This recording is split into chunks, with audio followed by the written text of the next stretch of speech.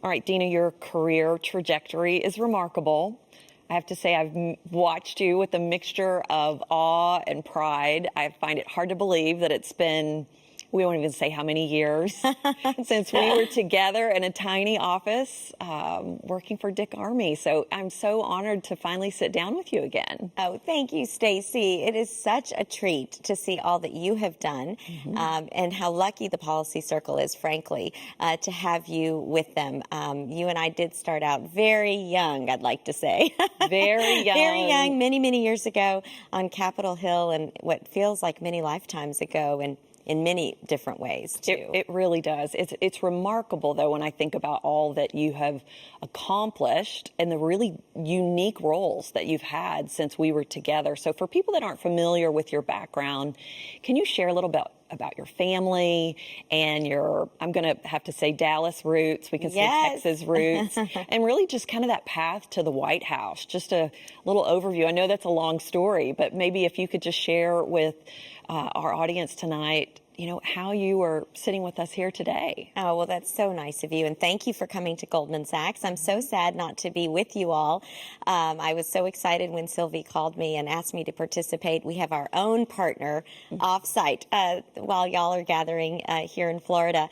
But it's sort of a crazy journey. And if I'm being very honest, it certainly wasn't one that was planned out or perfectly thought through. You know, I'm an immigrant to this country from Cairo, Egypt. My family came from a very small Coptic Christian community, and we immigrated to the great state of Texas, to Dallas, and I grew up there. And honestly, my parents, of course, had to work incredibly hard. We didn't speak English when we first came. It was much easier for me to learn how to speak English being a, 4.5-year-old. And I remember it took my father a lot longer, actually. And they are like many millions of immigrant families who really came here in the hopes that their daughters could reach their potential. And I always tell a funny story that you remember, because when you and I started working together, I had dutifully done what my parents asked me to do, which was, Dina, they used to say to me and my sisters, we left our homeland, we left our church, we left everything behind so you and your sisters could pursue your dreams and be anything you want to be, as long as you're a lawyer, a doctor, or an engineer. You remember that story? I do remember. More than 20 years ago. That's right. And so I had to show them the deferral letter and say I was just going right back to Texas to go to law school when I got into the crazy business of government and worked in the House Majority Leadership with you and really kept thinking, honestly, I was going back to Texas and going to law school. And this is something that I give, honestly, advice to young women and young men today. Like so many people, my parents were concerned I wouldn't have a stable job. And so I think they thought the plan for me was law school, go to a law firm, maybe one day be lucky enough to make partner. And, there's your career trajectory. And while that's safe, you can often miss amazing journeys that you couldn't have even dreamt up yourself if you do that. So I often tell people, whether here at Goldman Sachs, take some risk in your life because without it, you won't know what you could have achieved and what maybe God wanted you to achieve and that path for you. And so from that office, a wonderful governor of Texas, George W. Bush, was running for president, and I had the opportunity to work on his campaign in D.C. and eventually work in the White House and the State Department. I was the head of presidential personnel and a senior advisor on the senior staff at the White House, and then was Assistant Secretary of State under Secretary Condoleezza Rice, who's a pretty extraordinary, powerful woman and a great mentor and friend. And, I remember the day my father met President Bush. I think he kept thinking, what is she doing with her life? When is she going to get a real job? Because for them, ordinary citizens weren't involved in government, in where they came from. And so for them, they didn't understand it. And President Bush was unbelievably gracious when he met him. And I think my father really felt like, wow, there aren't a lot of countries in the world where, a little girl who could come to the United States, not speak a word of English, and one day serve the president of his adopted country. Which is incredible. And then President Bush featured you in his most recent book. I can imagine you were pretty taken back by that whole experience. I mean, it's really incredible, the artwork and the story that really features your family's journey. Well, you cannot imagine how honored I was. And if I'm being very honest, I will tell you the true story. He called me and he said, I've decided I want to tell the story of immigrants, and I want to paint them. He loves to paint now, and he's quite an extraordinary painter. And he said, I want to paint immigrants, and I want to tell the story because millions of legal immigrants across our country are really adding so much value, and I want to tell that. And so honestly, I went right into, have you thought about Indra Nooyi? Have you thought about, you love Hamdi, Ulakaya? I was giving him, he goes, no. He said, I'm going to paint you. And honestly, it's not false humility. I just said, what? Why? And he said, Dina, I'm really excited to paint you. I just have one thing I'm concerned about. And I said, what is it, Mr. President? And he said, I am just so worried that my painting skills will not match your vanity. And then we'll have a problem. She might come back and say, no, I don't like this, President Bush. Well, Mrs. Bush talks about this publicly, right. But she didn't like the painting of him. He says women are harder to paint, I think. But anyway, it was an incredible, incredible honor. And my parents haven't stopped buying books or crying. So. Well, as they shouldn't. I think he selected well, and it's a remarkable story. I'd love to kind of shift gears a little bit, Dina. You were here and instrumental in the launch of two wildly successful initiatives that were really sort of groundbreaking, I think, especially in the financial community, the 10,000 Women program and then the 10,000 Businesses. I know it's probably impossible in a quick interview for you to talk to me about the overall impact, but can you just share sort of the impact and then maybe one story in particular that stands out to you? Sure.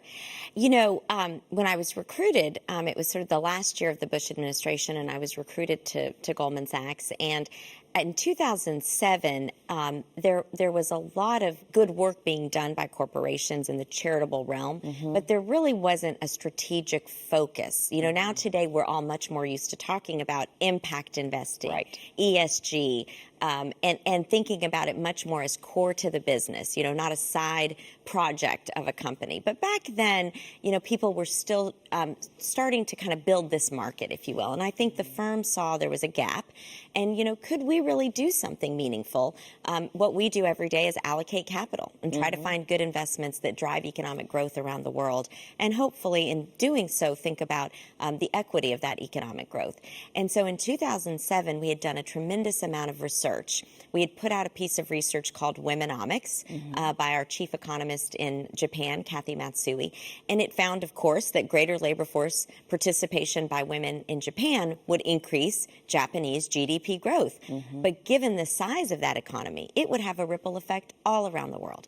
And so given the numbers people that we are and the economists that live at Goldman, we started to say, well, is there something that we could invest in that would make a big difference? And so we realized that a lot of good work had been done in the microfinance space, for example, but there really wasn't a dedicated focus on small and medium-sized enterprise owners that happen to be female. Women in emerging economies that, given business education, capital, and mentoring, could really take that small business and unleash the potential. And often what happens is they hire more women. They then take 90% of their income and reinvest it into the community and families in which they're living.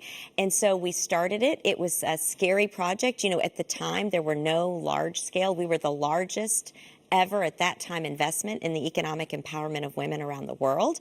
Today everyone's talking women's empowerment, which is very exciting. But back then I had to answer lots of questions about where are we going to invest this capital? Who are we going to work with? How are we going to measure success? And so we took a big bet. Today, I'm proud to tell you that we've reached 70,000 female entrepreneurs, that we have a partnership with the World Bank where we've raised $1.2 billion of capital that is provided to local banks in emerging economies that is lent to these women. And I'll tell you a quick story, which is one of my favorites. It happens to be from Egypt, but a woman who was in a very difficult marriage actually decided her only way out was to start a small company. And she started a company called Pink Taxi. Okay. It's all female drivers for female passengers. And this allowed women in Egypt to feel very safe going to work, dropping off their children, etc. And so that she started it, and her husband was totally against it. After she graduated from 10,000 Women, she has now created 1,000 jobs. Her husband is now working for her, and she is actually being talked to by major car companies like the Ubers of the region. And so she's transformed her whole community. And these are the stories that you see. The women already had the passion and the great business idea, and with a little support, they could do so much more. And then we realized that in the United States, when we always knew we were going to have a domestic presence, and we realized that 50% of every job that had been created in the last decade when we launched this program had come from small business owners in the United States. I mean, if you think about the magnitude of that, we're proud at corporations of our size to create jobs, we hope, but it's really the small business owners across America that are doing that today. And so we decided that we would work in the U.S. We're now in almost every state working with, we did let men in this program, male and female entrepreneurs, again, small businesses, underserved communities, a large percentage are women and people of color. And again, we're providing capital, business education, and support. And both programs, we measure things at Goldman. Right. Both programs have really succeeded. 80% of the graduates increased their revenues, 60% created net new jobs, and in the case of 10,000 Women, 90% were paying it forward by mentoring other women. And so, we're proud of them. We know that, frankly, lots of companies are doing good work. In our case, what we were hoping to do was to say there are market-based solutions that if you allocate capital to the right leaders in our country, they will do all the rest, and they get the most credit. Well, and it is remarkable, and I do think it might be unique to women in some respect, but what we've seen is when a woman takes on a leadership role, right, and starts to have an impact in her community, that ripple effect, right, to their family, their church, their business, their neighborhood. So it sounds to me like, this is transformational, not just for the participants of the program, but you're seeing that effect for the children that they have, and then everyone they come into contact with. It's empowering, it seems like, for the entire community. It really is. And I think it's the economic independence piece. Once a woman is economically independent, her voice is respected more, is heard more. And suddenly, if you think about the very mission of Policy Circle, it's for women to have the confidence to believe that their voice can matter, that if they participate, they will make a difference. And it's often honestly us women that doubt ourselves, that we think I couldn't possibly do it. But one major, way to level the playing field is when women, particularly in underserved areas, have some economic independence. Suddenly their husbands, their fathers, their communities start listening to them in a very different way. Yeah, it's a game changer. That's so exciting. And I think what I'd love to do now, Dina, is, our summit is focused on power and water and leadership. And in your current role as Global Head of Sustainability and Inclusive Growth, can you share your perspective on the importance of reliable power and water to spur that economic growth? Well, I think that if you are just in business today, you know that people are really thinking about the transformation of our economy. And it is happening. And people are looking for ways that sustainability isn't just the right thing to do, or you have to do it, but really we're changing our economy, and there's the hope that there'll be new jobs and new innovations. There's an industrial revolution of another kind, if you will, but we have to be thoughtful about how we do it. At Goldman Sachs, we've committed $750 billion over the next decade in two major areas. One of them is climate transition, and we very purposefully use the word transition. I think we don't ever want to let the perfect be the enemy of the good. Every one of our clients, depending on their industry, is on a different journey and have different capabilities.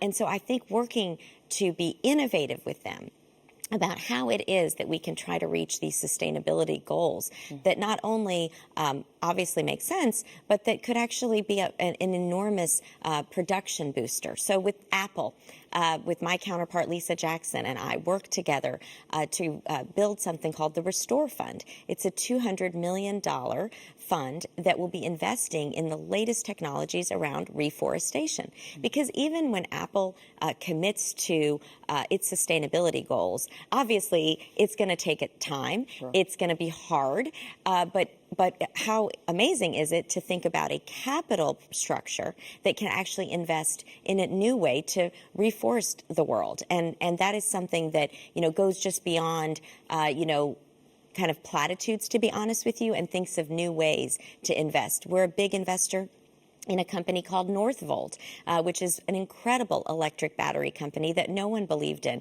that we believed in. I was just on the phone with Mary Barra, the CEO of GM, and not only is she just an extraordinary leader, but she made a bold decision to go electric. And, it's really interesting to see her describe the enthusiasm, because we're talking about the next set of technologies. And that's something that you want to be part of the future when you're working for companies like Apple or like GM. And so I think that kind of leadership is exciting. And what you often need is an advisor or a financier or a co-investor. And so we've been very proud to think about it that way, that we want to partner and really try to think about sustainable water, sustainable power, and also be really respectful that people are on different journeys. I think that piece is key, right? Because we have to identify a balance in renewables and innovation, but recognizing what current limitations are, right, with existing technology. Right now we have 3.5 billion people in the world that don't have access to reliable power. Is that something that is playing into Goldman's strategy in terms of where they're investing and the types of projects they're investing in? Absolutely. We happen to be the largest supplier of solar in India because of a major investment and a series of investments that we made there many years ago. And, it's interesting.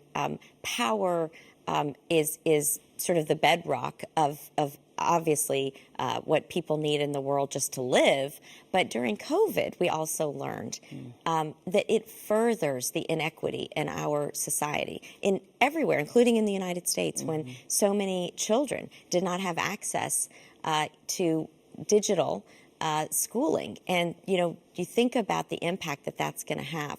And so power is obviously, you could talk, it's a very broad umbrella that is, everything from electric to solar to even new emerging technologies. But I do think that it ends up having a bit of a climate injustice issue where when it's very hard if you aren't living in a country that is yet weaned off of traditional sources of power, and that means that's going to hurt them economically.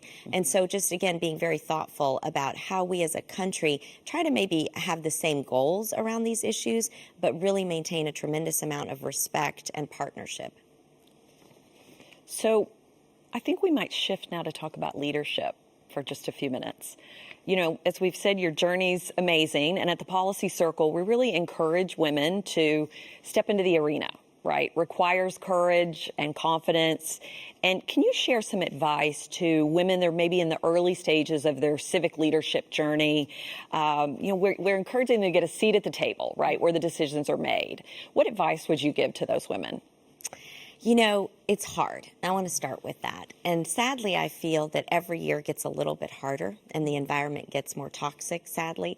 And that's, again, why Policy Circle is so important. It's to have a nonpartisan approach to saying that women's voices really have to be at the table if we care about these issues. And, I will admit to you, having served in government with you, and then, in the private sector for so many years, I have often been the only woman in the room. I've often been the only only woman in the Situation Room or the Oval Office or the boardroom here upstairs at Goldman Sachs. And it makes it all the more difficult to raise your voice. And I have had a few lessons that I'll pass along that are hard to share, but I think if we are a little bit more open with each other, that's one of the most important things we can do to encourage ourselves, each other participating.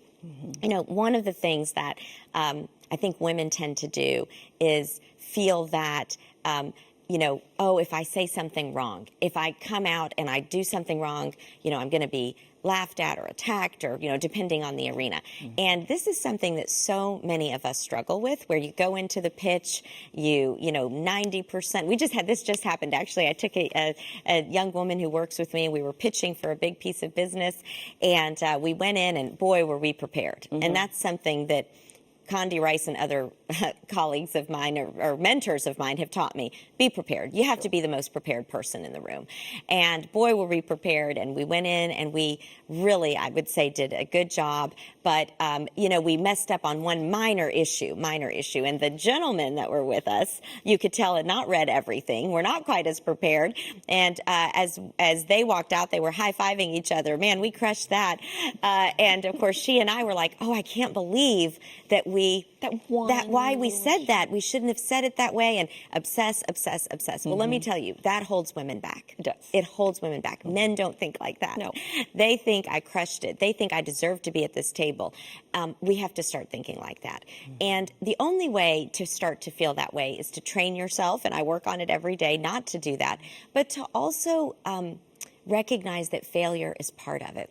My other lesson came from a mentor of mine who will go unnamed, a very well-known gentleman who called me one time, and he said, I can tell you're very upset that there's some noise around a decision you made and that people are criticizing it. And I said, I was trying to be cool. I said, well, yeah, I think it wasn't fair. They didn't have all the facts. And he said, here's the deal, Dina.